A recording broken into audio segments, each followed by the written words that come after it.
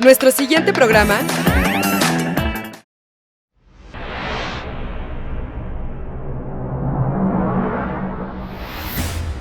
Amigos de Hola Noticias, ¿qué tal? Bienvenidos a una nueva emisión de su espacio Diálogos. Aquí donde los personajes que hacen la vida de Playa del Carmen y Quintana Roo nos visitan, nos platican, nos dan su punto de vista y algunos consejos también, ¿por qué no?, para mejorar nuestras vidas. Y hoy, sin más preámbulos, estamos con el buen Pablo Alcocer Góngora, presidente del Consejo Coordinador Empresarial de la Riviera Maya. Pablo, muchísimas gracias, un gusto. René, muchas gracias por la invitación. Un gusto de veras estar aquí con ustedes. Pues sí, de verdad, prácticamente el primer mes del año se nos fue. Va a ser otro año vertiginoso, el tercer año de pandemia. Empecemos con los primeros 15 días del año, si te parece, Pablo, porque tú que andas ahí con todos los meros chipocludos de carteras llenas, pues la inflación volvió a subir estos primeros 15 días. ¿Cómo les pega? ¿Cómo es un contexto? ¿Cómo no dejar de hacer negocio y al contrario, pues tal vez innovar y que timbre la caja? Mira, de verdad que este año va a ser un año de retos para todos, ¿eh? Definitivamente, platicábamos hace un momento con nuestros compañeros, esta pandemia nos trajo muchos, vamos a decir, problemas que obviamente todos tuvimos que sortear, sí o sí, y también retos que tuvieron que ser trabajados para, obviamente, la sobrevivencia, no solo personal, sino de los negocios. Y está generando una secuela. A nivel mundial tenemos cierto caos. En Europa tenemos una guerra, aunque está en una zona, está afectando la economía de los países también ahí. Estados Unidos también tiene un tema inflacionario, producido también por una sobreemisión de deuda, que ahorita tienen un problema que tienen que resolver, porque si no va a entrar también Estados Unidos en una devaluación. Y obviamente lo que pase ahí también nos pega. Este mundo tan global, interconectado, y sobre todo en temas mercantiles, a todos nos va a llegar algo, ¿eh? Pero este año definitivamente va a ser un año bastante vertiginoso. Y además un año donde hay un puente también para las elecciones de los dos países, que eso de alguna u otra, directa o indirectamente, frena algunas cosas de la economía o impacta también a algunos negocios, ¿no crees? Definitivamente los procesos políticos impactan, tan así que algunas veces, no digo en todas, frenan inversión porque pues hay cierta incertidumbre en la toma de decisiones, ¿no?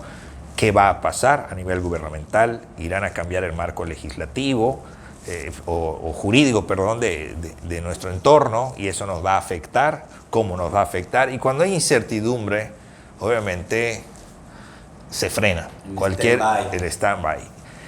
Y eso es lo que no podemos generar ni como comunidad, hablemos de aquí en nuestro contexto Quintana Roo, ni como país. No podemos dar ese mensaje de incertidumbre, porque la incertidumbre genera a veces parálisis. Y parálisis en el sentido de que no se dinamiza una economía que es más exigente, se necesitan producir fuentes de empleo, para todos, por ejemplo, profesionalmente, los que van egresando de diferentes disciplinas, pues necesitan incrustarse en el mercado laboral. Y si no hay desarrollo en empresas, la que sea, el tipo que sea, ¿dónde insertas todo ese mercado laboral? Claro. Esas personas que salen, que han desarrollado habilidades, o incluso las que no lo tienen, necesitan tener una actividad. Sucedió en los momentos más agudos de la pandemia. Incluso no podíamos ni siquiera ir a la playa. Estaba cerrado, si recuerdas. Y precisamente muchos de, pues todas las familias que ya se dedicaban a la hotelería y eso, tuvieron que regresar a sus lugares de origen. Fue algo de lo más feo, digamos, de la pandemia, tener que dejar a tus colaboradores, tal vez si algunos ya de años y ya con cierta relación un poco más allá de lo laboral, fue de las cosas más crudas, más que perder dinero. Sí, definitivo. Mira, tú sabes, aquí en nuestro municipio y en el país, digo, es una estadística, más del 60% de las empresas son pequeñas empresas. Hay otro 10% que van a las medianas empresas, un poco más. Y esas son las que más sufrieron. Datos locales, aproximadamente un 20% de las empresas empadronadas ya no volvieron a abrir. Cerraron y ya no volvieron a abrir. Obviamente algunos hoteles cerraron, algunos ya están reabriendo, otros tuvieron que cerrar definitivamente porque no podían aguantar la carga de las nóminas, o sea, sobre todo sin ocupación. Y tributaria, porque no dejaron de cobrar impuestos. Bueno, fue relativo porque obviamente al no haber generación, pues obviamente no estás obligado más que a declarar que en ceros, si no tuviste ingreso. Pero al final muchos, pues vamos a decir que los ahorros, su guardado, como le llaman algunos, los tuvieron que emplear para mantener a su base, a sus empleados haciendo un esfuerzo en la medida de lo posible, y otros pues, tuvieron que despedir gente. La gente regresó, muchos de los que vivimos aquí en Quintana Roo y sobre todo en esta zona norte, pues la gente viene de fuera y se queda a trabajar muchas veces. Algunos que no estaban bien cimentados pues se tuvieron que regresar a sus lugares de origen, y generó también un cambio de conciencia de ver las cosas desde otra óptica. También hacer negocio, la previsión es súper importante, y obviamente las empresas que tenían cierto manejo en estos escenarios, aunque nadie estaba preparado para un escenario de estos, pero lograron maniobrar y adaptarse a este cambio tan brusco que tuvimos. La gente empezó a usar más las plataformas tecnológicas, obviamente a comprar por dichas plataformas, a comunicarse por dichas plataformas. Eso fue algo que empujó mucho el uso de los medios digitales, redes, etcétera. No sé si en ese balance podemos decir que sea bueno o malo, porque también el uso excesivo de las plataformas hace que se pierda esa interacción humana, esa cara a cara al momento de comunicarse, etcétera. Sí. Al final resolvió un problema, resolvió el tema de la comunicación y el tema de laborar, porque también gracias a esas herramientas se pudieron hacer muchas cosas y no se detuvo completamente las actividades. En caso concreto, por ejemplo, si el Poder Judicial no se hubiera adaptado al uso de las tecnologías, pues los juicios todavía se estarían ahorita reactivando, imagínate, un limbo. Pues, si de por sí ya llevamos bastante, o el Poder Judicial lleva bastante carga de trabajo, imagínate, cerrados completamente y sin poder desahogar las diligencias o audiencias que tuvieran que desahogarse, si no tuvieran estas herramientas. Claro que sí, ¿no? Y en verdad, pues muchos, también el Congreso tuvo que sesionar, ¿no? A través de las plataformas, pero a ver, esto es muy interesante porque la pandemia parece ser que como el sargazo ya llegó para quedarse, pero ya lo iremos viendo poco a poco, porque pues es momento de cómo incursionaste a los negocios, de dónde viene Pablo, qué jugaba de chiquito, qué le pedía a los reyes. Okay. Tema personal. Mira, yo nací originalmente en Valladolid. Yo soy registrado allá, mis papás son de Valladolid, ambos. Migramos a Tizimín, que es una ciudad también relativamente cerca aquí donde estamos. Ahí, entre Valladolid y Tizimín, fue mi infancia, mi adolescencia, hasta la preparatoria. Ya una vez que terminé la prepa, que esa la terminé en Tizimín, ya me fui a Mérida a estudiar Administración de Empresas. Ahí estuve 5 años. Después salí de allá, entré a trabajar a una empresa bastante grande ahí de la zona, conocida. Estuve un rato trabajando ahí. En ese inter, obviamente, creo mi primera familia. Y tuve 2 hijos, maravillosos los 2. Y de ahí, pues obviamente las condiciones económicas también y ciertas situaciones personales me hicieron que volteé a ver a playa. Mis hermanas, tengo 2 hermanas, ya vivían acá, fíjate, ellas se vinieron antes que yo, ellas fueron más aventadas. Playa no era lo que es playa que conoces ahorita, o sea, playa hace 22 años. Nos han contado unas cosas Sí. de playa, Pablo. Que Sí, hace 22 años. Hace 22 años. Y recuerdo que vine de vacaciones, tenía un periodo de vacaciones, estaba yo trabajando por una empresa distribuidora de materiales en el estado de Yucatán, y me dice una de mis hermanas, vente para acá a pasarte unos días. Y vine. Me dice, ¿por qué no te quedas? Aquí hay trabajo, me decía. O sea, por los sueldos, porque ahí los sueldos más o menos. Y le dije, oye, pues bueno. Y me voy a la playa un día, y regresando a la playa, veo la empresa, no voy a decir el nombre para no hacerles publicidad y no meter gol, como ustedes dicen. Veo la empresa, me bajo y de short y chanclas. Y pregunto. Y me atiende el director, un buen amigo hasta la fecha de hoy, excelente persona. Y me dice, no, muchachito, pues, tenía yo 24, 25 años en ese tiempo, creo, wow. 26, algo así. Y no, muchachito, aquí no estamos buscando a nadie. Ah, ok, no me informaron mal. Le digo, ¿te pareces mucho a una persona que conocí de una empresa donde estoy trabajando? Se llama Felipe y se apellida como tú, le digo, igualito. Y se parece mucho. Y se me queda bien. Me dice, ¿dónde lo conoces? No, pues te digo, de aquí. Y estuve con él hace 15 días. Estábamos en un curso, de hecho. Y me dice, déjame tu número de teléfono. Al día siguiente me marca, me dice, ¿puedes venir a la oficina? Me dice, muchachita, sí estoy buscando a un gerente de ventas. ¿Te quedas? Estoy en el trabajo si lo quieres, me dice. Y ya me quedo así, le digo, bueno, pero ¿de cuánto estamos hablando? Me dice, no te preocupes por eso, te va a ir súper bien, nada más hay que hacer el trabajo bien, me dice. No te preocupes por eso, vente. Y así es como llego acá. Digo, yo ya había incursionado en hacer negocios en Mérida, cuando recién salí de la escuela, pero ahí fue mi primer aprendizaje. Que una cosa es la teoría en la escuela, y otra cosa es hacer un negocio y vivir un negocio. La persona que hace eso, de verdad que tiene que tener también disciplina, muchas cosas, y también planeación. Y tratar de ver posibles escenarios futuros. Hay muchas cosas tras de un negocio. Por eso cuando la gente se avienta, la verdad, yo los felicito, pero siempre le digo, tienes que luchar mucho el primer año y medio, 2 años. Ya después se va a ir estabilizando tu negocio, pero los primeros 2 años son cruciales, el tener ese aguante. Bueno, pues me quedo acá, vine a trabajar con esta empresa y de aquí se empiezan a abrir diferentes caminos. Era como un cuerno de la abundancia. Pues imagínate, no había nada en playa prácticamente.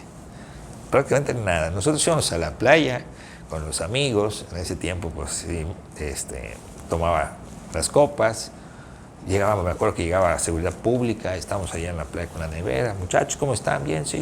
Oye, nomás no dejen su basura. Sí, no se preocupen. Paz, tranquilidad.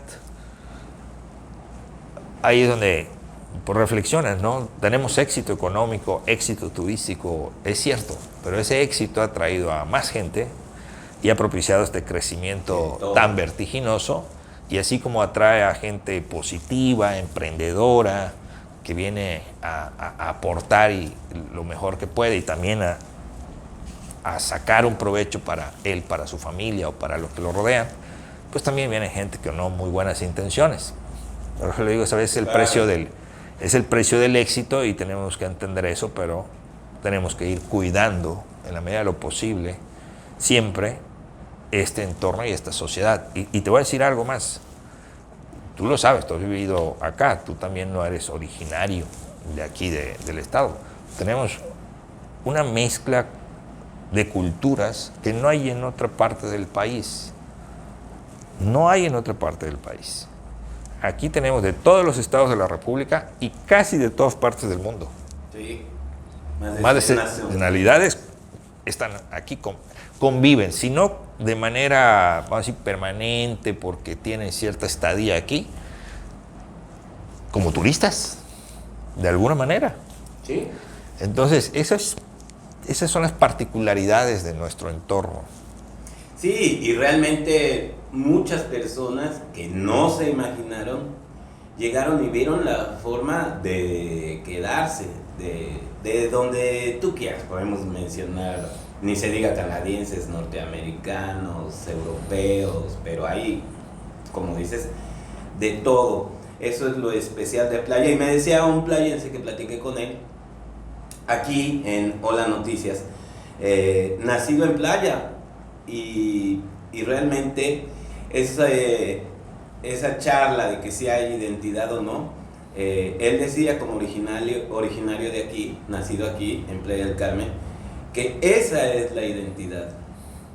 Toda la multicultura que existe y todo lo que hay en la comida, en los entretenimientos, en las personas que te toca ver, ¿no? Tú que estás así, digamos, en el mundo empresarial, pues ha de haber inversionistas también de todos lados. Hay de todos lados, de todas partes del mundo, del país. Y te voy a decir, te digo que mucha gente sí viene con proyectos de crecimiento positivos, generan empleos. Y a veces no entendemos como sociedad que no es estar en contra de todos porque alguien lo menciona o porque afecta algún interés. Aquí nos ha faltado un poquito esa cohesión social. Ojo, porque lo que tú dijiste es un momento de identidad. No se han logrado cohesionar, pero porque todos se fijan en las diferencias, es que este es de Canadá, o este es de Estados Unidos, o este es de Francia, este es de Argentina, este es de... Y esas diferencias a veces hacen que no se conjunten esfuerzos. Como comunidad, como sociedad, hay una comunidad muy grande de extranjeros, pero a veces no participan tanto. Y ojo, no estoy hablando de derechos políticos, estoy hablando de la vida de una comunidad en general que influya positivamente a. Y esa parte es la que todavía no termina de amalgamar. Yo creo que la gente se tiene que empezar a fijar en, eso es una opinión muy personal, en principios, en valores que sí compartimos como sociedad y sobre eso centrarnos, más que si vino de Argentina o viene de otro país, porque hay gente muy buena de esos lados y también llegan algunas gente negativas, es una realidad. Entonces ahí es donde tenemos que irnos centrando, en qué valores compartimos como comunidad y qué debemos de empujar como comunidad, ¿no? Esos valores que sí, no importa de qué parte vengas o de dónde seas, pero que sí nos une. Sí, o sea, Playa es un alma mexicana, pero como dices, considerar lo bueno de aquí, lo bueno de allá, como ingredientes que incluso ya le han integrado a platillos de otros países, así mexicanitos, sería muy bueno y sería un comportamiento cívico muy diferente y sería pues tal vez un ejemplo por tener lo bueno de cientos de lugares.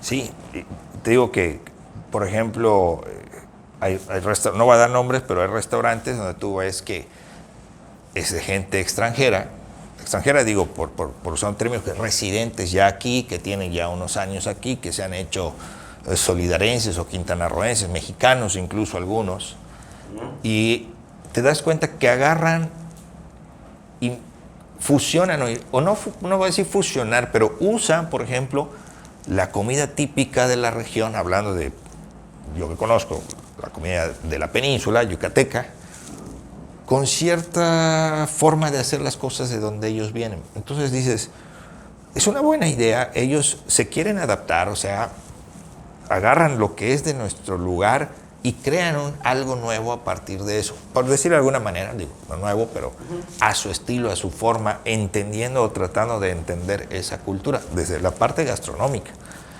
Así como eso... Salute gourmet. No sé si llamarle así, porque tiene su esencia, pero van estudiando esos sabores los traen y a lo mejor lo mezclan con algunas otras cosas que ellos ya conocen de su cultura o traen de su cultura, porque lo tienen que adaptar también a veces para que sea más palatable a lo que ellos están acostumbrados o cómo lo sienten mejor ellos. Y eso pues, va al mercado y te puede agradar a ti o no tanto, pero a otros sí. Pero lo que voy es que ves esa participación y esa interconexión en las personas que respetan, algunos dirán, no, es que no respetan, no, es que cada quien es libre. Yo puedo ir a un país. Es como un tributo. Exacto, y comer cosas y aprenderlas a hacer, pero seguramente va a tener mi toque de donde yo vengo, donde yo he nacido. Puedo hacer una pasta, pero una pasta a lo mejor le pongo otro tipo de ingredientes. Y la pasta, no sé, vamos a decir que venga de Italia, por ser, vamos a decir, lo más común, no la asociamos de manera más común. Pero yo nací en México y le quiero poner el chiltomate en vez de la típica salsa de tomate. Bueno, ese es un tema que vas mezclando y vas haciendo cosas y va influyendo en tu comunidad.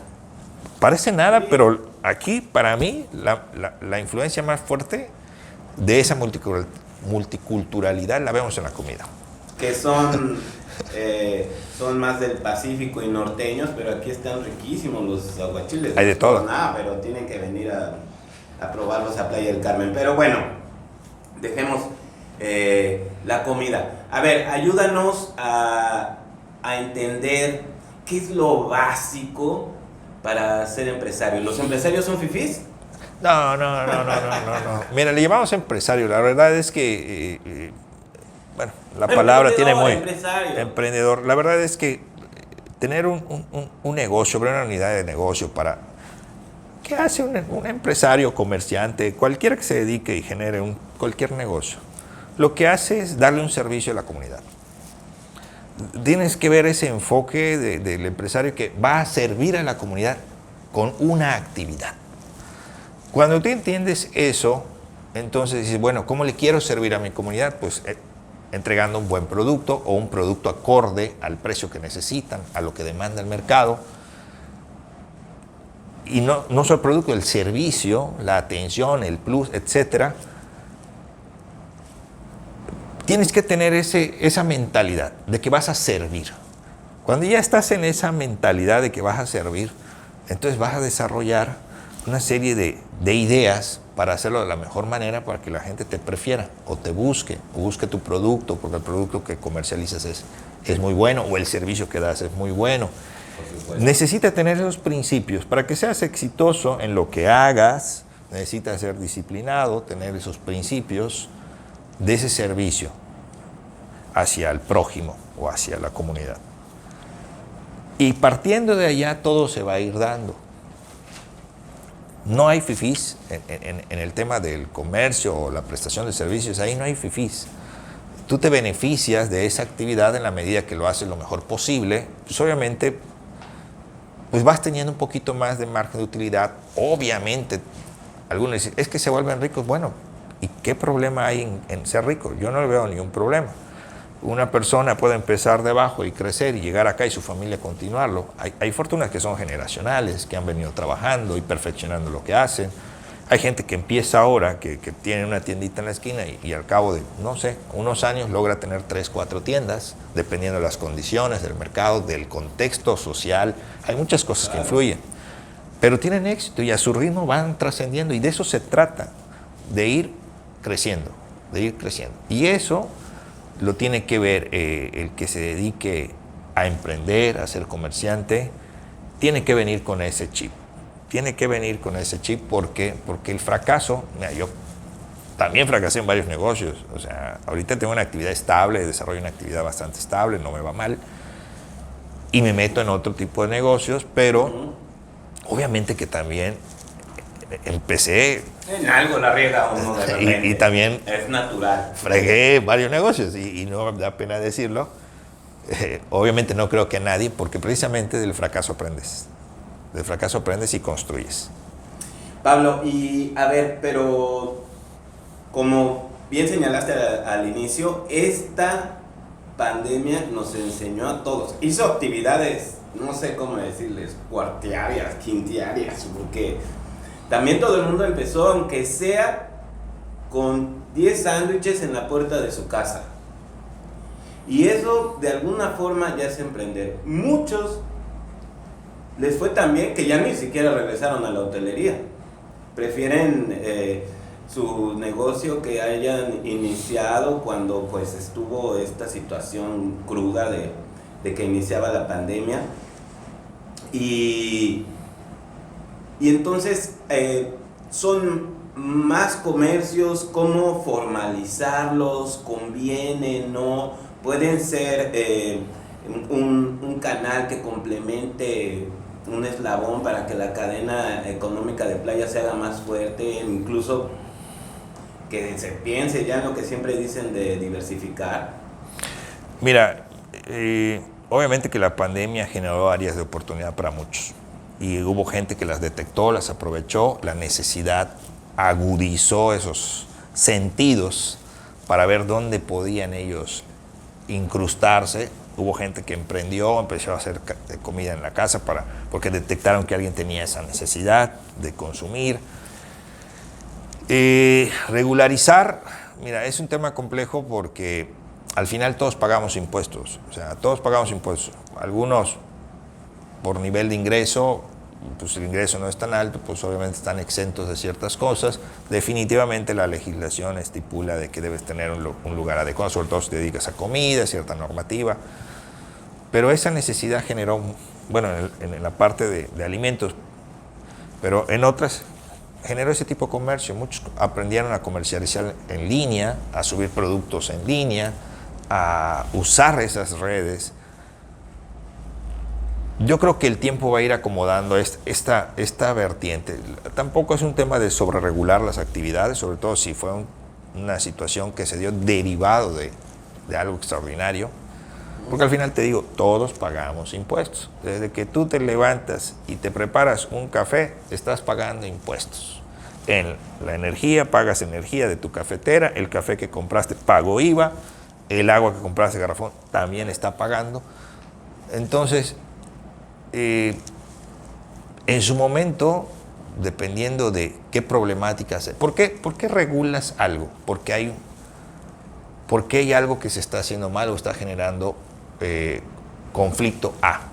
Entonces ahí es donde a veces el Estado interviene, llámese municipal, estatal o federal, para decir, espérate, las reglas para que sean parejas y todos estemos deben de ser así. Entonces entras y regulas y estabilizas. Yo creo que la persona que hizo un esfuerzo para mantenerse y de ahí encontró un negocio, yo creo que si le está yendo bien, va a hacer un esfuerzo por establecerse y crecer y estar obviamente cumpliendo con toda la normativa. Digo, aquí en nuestro municipio hay temas mucho más complejos. A ver, ¿cuántos ambulantes nacieron a raíz de eso, de la pandemia? La gente tenía la necesidad de comer. Ok, ya pasó la pandemia. Algunos siguen, otros no. Pero antes de la pandemia ya había. Y nunca lo regulan. ¿Por qué? Porque es un negocio. Es que todo, teníamos hasta Spider-Man en Constituyentes Confederal. Hay de todo, te digo, hay una necesidad y así se gana la vida. Ahora, ¿qué puede o qué no debe de hacer? Ese es un tema. Y ahí es donde el Estado, llámese cualquier nivel, interviene pues para que esa actividad no perjudique a un tercero o actúe bajo ciertos parámetros. Pero si eso lo están vigilando, yo no le veo un problema. Ahora, como tú dices, esa actividad pues a mí no me genera nada, pero si se meten a una propiedad privada, llámese un restaurante, estén ahí tratando de que se tomen la foto con el Spider-Man dentro, ahí diría, espérate. Tu actividad termina donde no perjudique la de otro. Claro. Y esto con cierto tiempo, en cierto horario, en ciertas condiciones. Eso es lo que yo vería, ¿no? Porque todos tienen derecho a ganarse la vida. Yo no veo problema en eso. A veces el problema es en el cómo, Claro, no en sí, ganártela. Por ejemplo, ahora que lo mencionas así, en La Quinta también hubo un boom que ya teníamos así nuestros músicos, incluso se conocían varios, ya los identificabas como los Shabadabas y así, pero de repente, ¡pum!, haz de cuenta que se dejaron venir de Cancún y de varios lugares a cantar y todo, y ya los mismos restauranteros pues decían, o sea, se reservaban su derecho de admisión, porque también había de todos, había Claro. unos muy buenos, limpios, uniformados, pero también había unos que creían nada más que con su talento, pero saliendo de la playa a cantar, pues iban a... No, sí, no, y hay de todo, digo, no se vale. como hay mucha derrama alrededor de una actividad, pues obviamente genera que se traiga. Bueno, yo tuve conocimiento de ambulantes que venían de Cancún a hacer ambulantaje aquí. Claro. Oye, Pablo, y a ver, a los chavitos, ¿cómo los ves? A los jóvenes, ¿has sido docente alguna vez? He trabajado con docentes y de cerca por muchos años.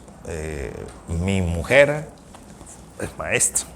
Ahorita está en stand-by, obviamente, y está en cuestiones de la casa, pero toda la vida he tenido contacto con docentes. Así que, aunque no he dado clases, sí, claro, entiendo. Los niños, pues ya sabemos que sí, yo creo que han sido los más impactados. Los efectos los veremos, no sé, en un lustro. Después de la pandemia no sabemos cómo vayan a ser precisamente de adolescentes. Después de vivir una niñez encerrados y con cubrebocas, ya veremos los efectos. Pero los jóvenes, ¿cómo los ves? ¿Sí les dan ganas de emprender? ¿Prefieren estudiar e irse a una empresa? ¿Cómo lo percibes ese futuro de los próximos emprendedores? Mira, yo creo que es una pregunta un poquito compleja, pero tienes que tener el contexto. Y te voy a dar un poquito de contexto porque sí es complejo.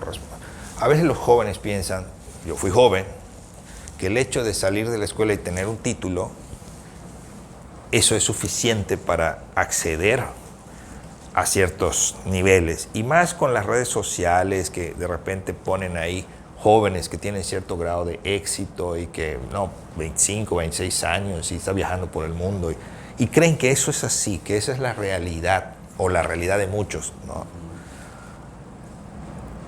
Y hoy por hoy yo veo que a veces tienen poca tolerancia al fracaso.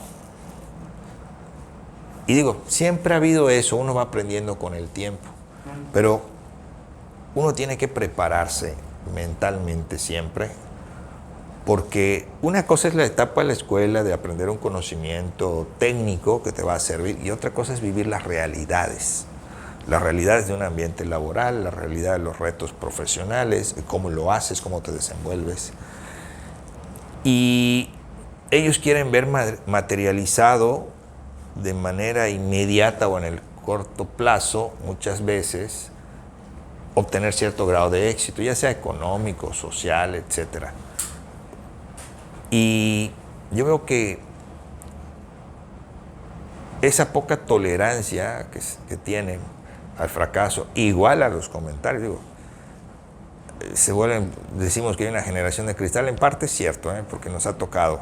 Y muchas veces la actitud con la que enfrentan las cosas, a ver, se aprende en un discurso. Te digo porque yo entrevisto gente y llega gente a pedir de repente una oportunidad laboral o estamos buscando a veces para la oficina, ¿verdad? Y entrevistamos y te das cuenta que la actitud no es la adecuada. A veces tienen cierto grado de conocimiento, no se los quito. Y a mí lo que como empleador o muchos de los empleadores, a veces lo que menos te preocupa es qué tanto saben. Pero si estás dispuesto a aprender, tienes la actitud correcta y estás enfocado en hacerlo realmente, ese trabajo, yo te voy a dar mi tiempo y te voy a mostrar cómo. Aunque en la escuela no te lo hayan enseñado. Pero de eso se trata. Cuando tú ves que la actitud es correcta, que el joven tiene esa actitud de aprender, de querer, eso es lo que vale. Porque aunque no sepa... abierto, con interés, exactamente, humilde incluso. Y... ahí no hay un tema, en lo personal, lo que nosotros observamos, no es un tema de habilidades. Claro que si dentro de 5 currículos pues vienen de diferentes universidades, pues tú valoras, ¿no? Eso sí, pero cuando estamos hablando de que vamos a decir, que tienen el mismo perfil, los mismos estudios, la diferencia es la actitud, claro, la actitud. Y así puede venir de la universidad más prestigiosa o una no tan prestigiosa, eso no importa. ¿Por qué? Porque cuando tú le dices lo debes de hacer de esta manera o le das la guía, esa persona con la actitud adecuada lo desarrolla y si se traba averigua, pregunta, investiga y llega al resultado. Y donde se trabe va a buscar la manera de... Y eso es lo que necesita. O sea, si yo tuviera, y ahorita que estamos en el tema del litigio, si yo tuviera un abogado, y yo contrato un abogado, pues el abogado, independientemente de los conocimientos, también tiene que... Si no, ¿cómo va a defender? O sea, si no tiene esa actitud proactiva de, no, espérate, vamos a hacer por acá, y si no es por acá, es por el otro lado. Buscar las diferentes alternativas para llegar a un resultado. No se te cierra el mundo porque chocaste con una puerta. Resolver. Y esta parte es la que solo te lo da la experiencia. Por eso los jóvenes de hoy, que se guían mucho por lo que está en redes o lo que les venden ahí, no. Los japoneses tienen una cultura. ¿Por qué a los japoneses, sobre todo a los de mayor edad, los reverencian? Porque hay algo que ningún joven, por mucho estudio que tenga, y te digo, yo fui joven y yo pensé así, va a poder sustituir que la experiencia. Y absorber la experiencia de gente que está en el día a día, en la batalla, te acelera ese crecimiento cuando entiendes eso que te están transmitiendo. O sea, cuando tú absorbes realmente ese conocimiento, imagínate, años de experiencia de una persona que te la regale en pláticas de trabajo y que te está mostrando, y cuando pase esto puede ser así, o este escenario yo ya lo viví de esta manera, puedes resolverlo de esta manera. Lo que él va a descubrir, a lo mejor con prueba y error, y va a fracasar y lo va a aprender obviamente, pero va a seguir. Si tú prestas oídos a los que tienen la experiencia, a los que tienen ese conocimiento, vas a lograr una ventaja comparada con otros. Claro. Olvídate. En lugar de regarla 10 años, la regas 5 si tú quieres. Muchos dicen que nadie aprende en cabeza ajena, pero no es eso. Es como dices, estar abierto a tratar de aprender. Y también hay formas de enseñarlo, porque a veces te dicen, porque soy tu madre. Y entonces, bueno, o sea... me tocó de esas, pero te voy a decir algo. Mira, te digo que la experiencia te enseña. Yo peleaba mucho con mi mamá y con mi papá, y mi papá en algún momento, digo, eso es lo que te forma como persona. Y decía, no, mi papá es esto y lo otro. Hasta que un día, después de ciertas situaciones, fracasos y darte con la pared, te cae el 20. Y dices, no, espérate, la culpa no es de ellos. Yo creo que aquí el problema soy yo. Y te voy a decir qué pasó. Después de esa pared donde me aporrié y cambié esa actitud y dije, el problema no son ellos, el problema soy yo. Cuando yo cambié mi actitud hacia las cosas, a racionalizar las cosas antes de tomar decisiones, ser tan emocional en algunas, cambió mi entorno, cambiaron mi círculo de amigos, cambiaron muchas cosas en mi vida, hasta en los negocios cambiaron muchas cosas. Mi papá, fíjate, y eso es algo que le regalo a los jóvenes, no, mi papá podrá tener todos los vicios de carácter que yo le atribuía, la verdad es que no tiene tantos. Uno como joven le atribuye muchas cosas, pero no es tan así. Por eso dice que con el tiempo uno aprende. Llegó un momento en que nos sentamos él y yo y limamos asperezas. Él me reclamó muchas cosas que yo hacía, y la verdad es que tenía razón en muchas. En otras no, pero en muchas sí. Pero yo no entré a confrontarme con él. Yo le dije, tiene razón, papá, tiene toda la razón, esto es cierto, eso es cierto, eso es cierto. Lo acepto, lo asumo y lo estoy cambiando. Pero en esto no es cierto. ¿Me puede creer o no? No lo voy a convencer. Le estoy diciendo la verdad, ¿me puede creer o no? Pero confrontamos y le dije, pero espérese, ya que estamos en esta plática, así de hombre a hombre, pues usted esto. Y no lo digo como un afán de reclamo, sino quiere que hoy por hoy entiendo, pero usted me formó a mí en base a todo esto que usted era. Y hubo un momento en que no me digas eso, y casi me desheredó, y no te voy a ver, y ya sabes. Pasó unos meses, obviamente mi papá pues le cae el 20 y dice, pues, no, tiene razón mi hijo, también asume su responsabilidad, Sí, dice, sí tiene escucha, razón. también, sí escucha.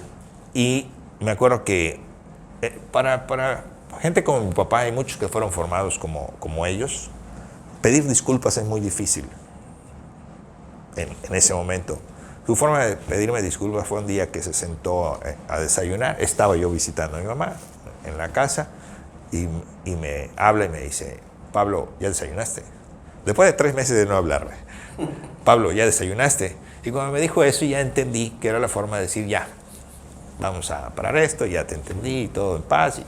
Y ya me levanté, no, papá, ahorita le acompaño. Me levanté, me senté con él. Y como si no hubiera pasado, ay, papá, ¿cómo está el rancho? Esto, porque él es ganadero, le gusta la ganadería. Como si nunca hubiera pasado nada. A raíz de eso, la relación con él cambió totalmente. Porque me empezó a ver de otra manera. Y por eso te digo, el problema no son las personas, el problema es uno. Cuando tú cambias, solo cambia todo. Por eso el éxito en la vida, en los negocios, no se mide solo en dinero, sino se mide también en la parte de lo que haces, tu tranquilidad emocional, psicológica. Nadie está exento de cometer errores. La vida es un trayecto donde vas a caminar y eso pasa en los negocios. O sea, pues digo, el que entra a hacer un negocio y es exitoso también tiene un componente, digo, no siempre, pero sí un componente de persona, de que es disciplinada, etcétera, tiene cierta estructura. No necesariamente te genera un éxito en la familia, porque también a veces das tiempo al negocio, le quitas tiempo a la familia, y el éxito es buscar ese equilibrio, ese balance, pues para obviamente seguir construyendo, pero al mismo tiempo también disfrutar esa parte. Y es la parte difícil, que si no tienes una estructura,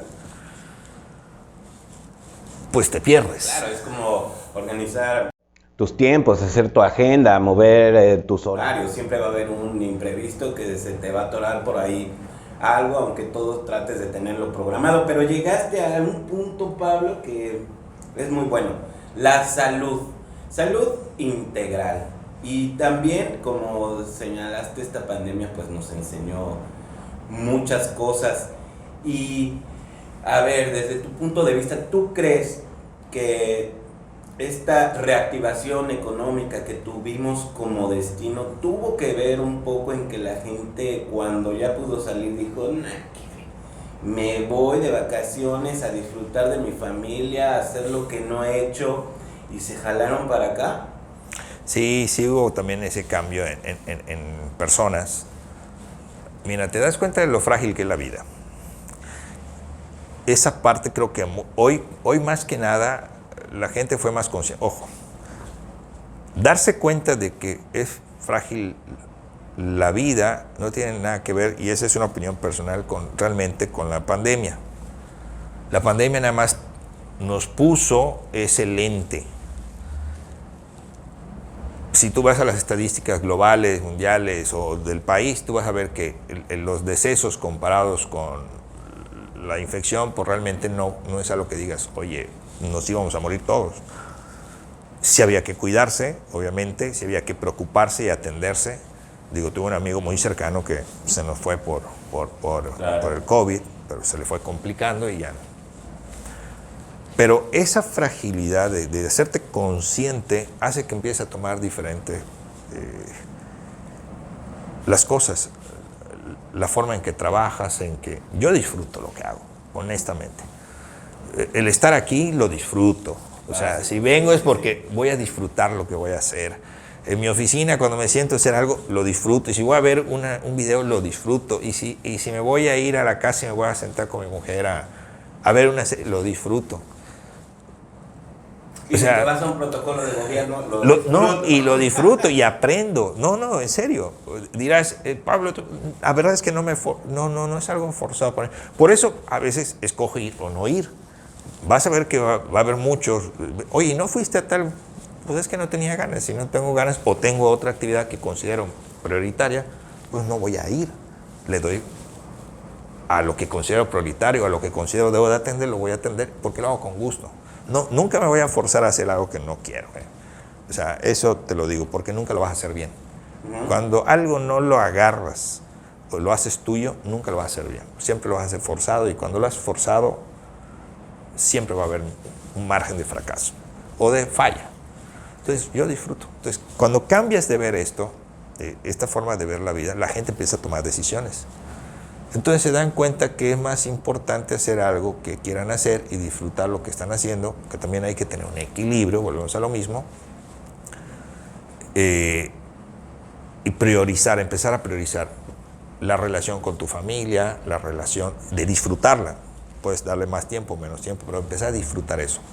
La pandemia me enseñó mucho. Perdí un buen amigo con quien disfrutaba pláticas de horas, con que construí muchas cosas, intercambiábamos puntos de vista.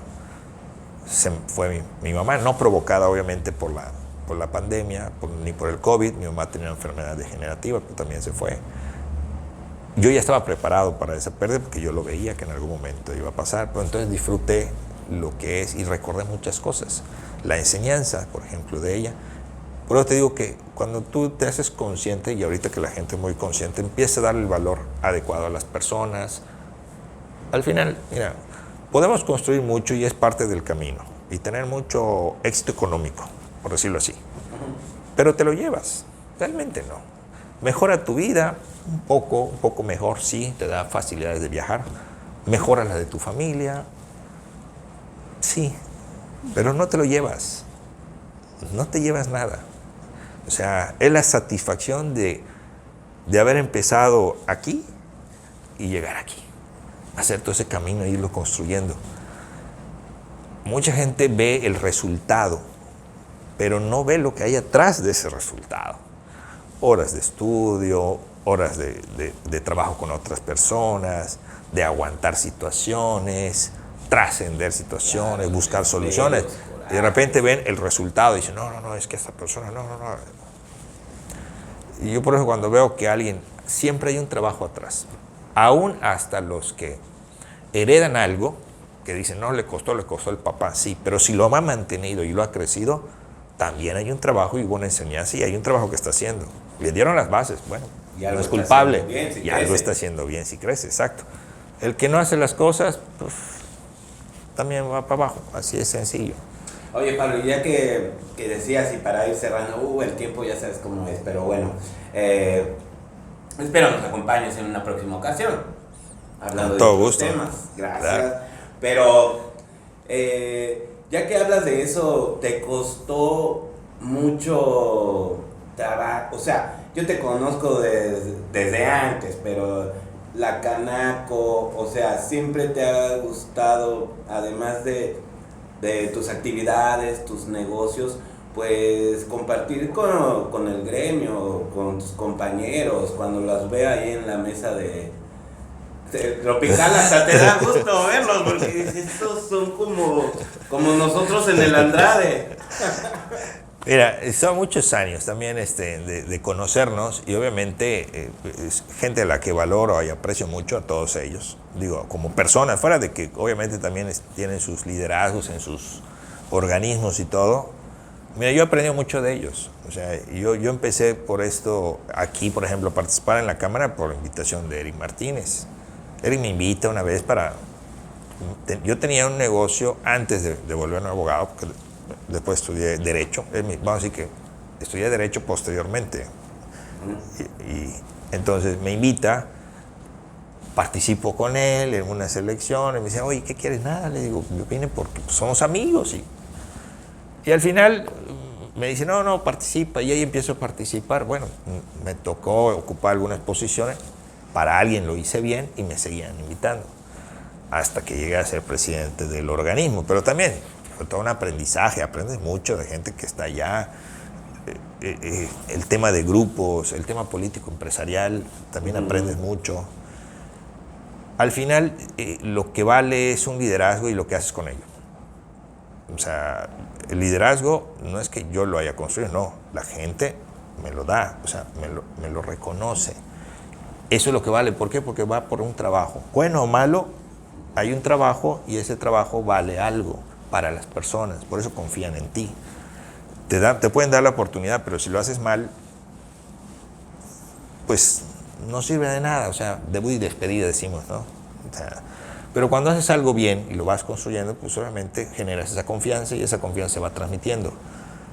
Algo que Cuando es genuino, perdón que sí. te interrumpa, pero tú asesoras hasta la banda.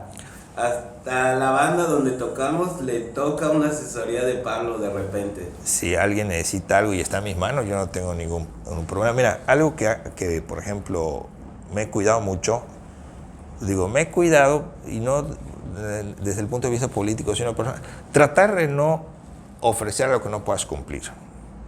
O sea, y si yo te digo que sí a algo, es que sí va a ser. Y así trato de que sea. Digo, no soy perfecto y obviamente puede haber una situación externa que provoque que pueda no darse una situación. Pero si está en mis manos, eso voy a tratar siempre de respetar mi palabra y de cumplirla. Por eso no debe ofrecer cosas que no deba de cumplir. Cuando haces un plan de trabajo, tienes que apegarte. Digo, hoy por hoy, el consejo que ahorita mis compañeros me apoyaron para estar ahí, pues yo soy la cara visible ahora, porque antes han estado otros compañeros. Claro. Al final el trabajo es de todos. Se luce más un trabajo cuando todos estamos en el mismo canal. Luce menos cuando no estamos en el mismo canal. Eso es así, es sencillo. Entonces el trabajo del líder es cohesionar esas diferentes caras que estamos allá o representantes. Entonces, todos tienen sus intereses válidos, por supuesto. La cohesión es cómo los hacemos confluir en un mismo punto y de ahí potencializar. Y ahora es lo que voy a intentar, digo intentar porque pues no todo está en mis manos, lo que está en mis manos lo voy a hacer, de que ese CCE pues todos tengan voz, no es Pablo, o sea, el presidente ahorita es Pablo, pero el CCE tiene una voz y es la voz de todos. Yo soy la cara visible ahorita en este momento que puedo dar una opinión o puedo señalar algo, pero el trabajo es de cada uno de los que están allá. No, y cuando me consta de cuando tienen algún riesgo o ven un peligro, ahí sí mueven playa como cuando la TAR en estos tiempos del consejo pues lograron frenarlo. Pues fue una opinión en su momento por lo que veíamos, ¿no? Al final, ojo, la TAR aquí en solidaridad, pero la TAR sí era necesaria, nada más que no debía ser instalada aquí. Mira, ese datito, digo, esa TAR debería de ponerse tal vez en el sur del estado, porque sí necesitamos un lugar de abastecimiento, de acopio de combustible para que tengamos una reserva para varios días. Todo lo traemos de Yucatán o de Veracruz o de las zonas de por allá. Entonces sí necesitábamos, pero no era aquí, no este era el punto. Y eso es lo que nosotros reclamamos. O sea, no estamos en contra de tu proyecto, estamos en contra de que lo hagas aquí. Porque aquí la contaminación por un accidente, lo que sea, aunque hay medidas de seguridad, también hay temas políticos. Claro. Pero el argumento final era, no aquí, háganlo un poco más para allá. Bueno, los costos se le elevaban y en ese momento decidieron frenarlo. Pero sí, era parte, digo, yo no era presidente en ese momento, pero era parte de lo que se analizaba. Todos, estaban todos juntos. Sí, por eso, era el bien común y podrás estar de acuerdo o no, pero cuando la mayoría está de acuerdo, se respalda. O sea, yo te digo, yo tenía mis observaciones, pero todos estamos de acuerdo, todos vamos. Eso claro. Se trata, ¿no? Al final, aterrizar esa visión colectiva y tomar una decisión respecto de algo. Pues esperemos que, como dices, que falta que se termine de coser esa sociedad, pues tomemos esa unión como esa vez lo tomaron ustedes, porque fue un gran ejemplo y no se me olvida. Y pues regálanos por favor un mensaje final, principalmente yo creo que a los jóvenes, para que emprendan, para que tengan buena actitud, para que estén abiertos a aprender, para que amen a Playa del Carmen y para que sigan el ejemplo de todos ustedes que llegaron cuando la quinta era de arena y a la vuelta, ni siquiera de la esquina, a la vuelta de hombro ya está lleno de todos nosotros. Sí. Mira, yo lo que les regalaría, y a mí me ha funcionado, es siempre rodearse de buenas personas. Y cuando digo buenas, no hablo del aspecto económico, porque dicen buenas, no, pues que si tienen, no. Buenas personas, gente pensante, gente que te pueda regalar experiencia, que te pueda regalar algo que te construya como una mejor persona. El éxito de uno está en función del éxito de los demás, ¿eh? Y una parte es la humildad en aprender a reconocer errores y corregir. Pero te digo, rodéate de buenas personas porque esas personas te van a enseñar a eso. Que cuando la riegues no importa, pero corrige, construye. Ese sería mi consejo para los jóvenes. Siempre rodearse de buenas personas. Bueno, amigos de Hola Noticias, pues una charla más aquí en su espacio de diálogos. Por supuesto, agradecemos al buen Pablo Alcocer y también a usted que nos sigue en nuestras redes, que nos deje sus comentarios, sus sugerencias, a quién quiere ver, qué temas quiere escuchar y sobre todo si les ha gustado esta charla tan interesante con Pablo Alcocer. Yo creo que ha sido aleccionadora, pero sobre todo pues nos dará la oportunidad de tener una más en los próximos días para todos ustedes. A nombre de Pepe Rueda, nuestro director general, les envío un abrazo fuertísimo. Quiéranse mucho, cuídense mucho. Hasta la próxima. René Guadarrama.